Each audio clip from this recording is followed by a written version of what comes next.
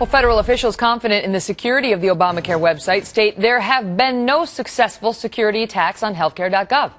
Our next guest says the statement should end with the word yet, pointing out the security problems that do continue to plague this website. Morgan Wright is a cybersecurity analyst and CEO of Crowdsourced Investigations. Morgan, I get, yet.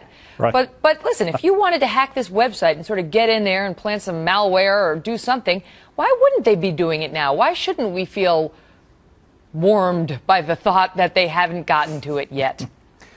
Look, when that Senate report was released, that showed that all the major agencies have been hacked. Look, Healthcare.gov is no different. For political reasons, they're trying to keep it tamped down because they want people enrolling. But look, the fact is, when I testified, and one of the people who testified with me, David Kennedy, he just testified again on January 19th and was able to download from the outside, without breaking in, over 70,000 records of personally information about enrollees in Obamacare. What kinds of information? So it is still not secure.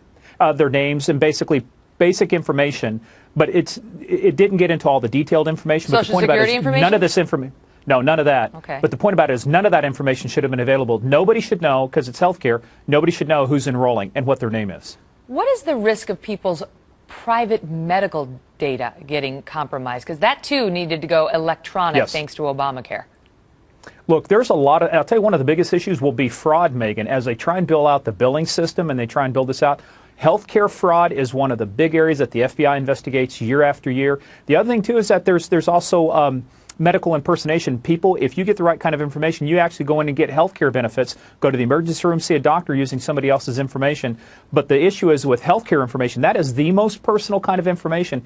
If the wrong information gets out, if your data gets conflated with somebody else's data, you may end up with some type of a fatal disease that you really don't have, and that's going to affect everything, and it will take you a long time to unwind that information out of your medical records. On paper, you're going to wind up with the fatal disease, not in fact, on paper. Right. Okay. On paper.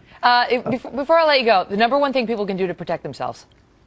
Look, caveat emptor. You just need to be aware of what you're dealing with. Make sure that if you're on your personal computer, you're behind a personal firewall, encrypted networks. Use strong passwords. Don't tell anybody your email address or the password that you use to enroll if you do that online. Look, there's some basic blocking and tackling, and don't give out information to strangers. All right, Morgan. Thanks. We'll be right back.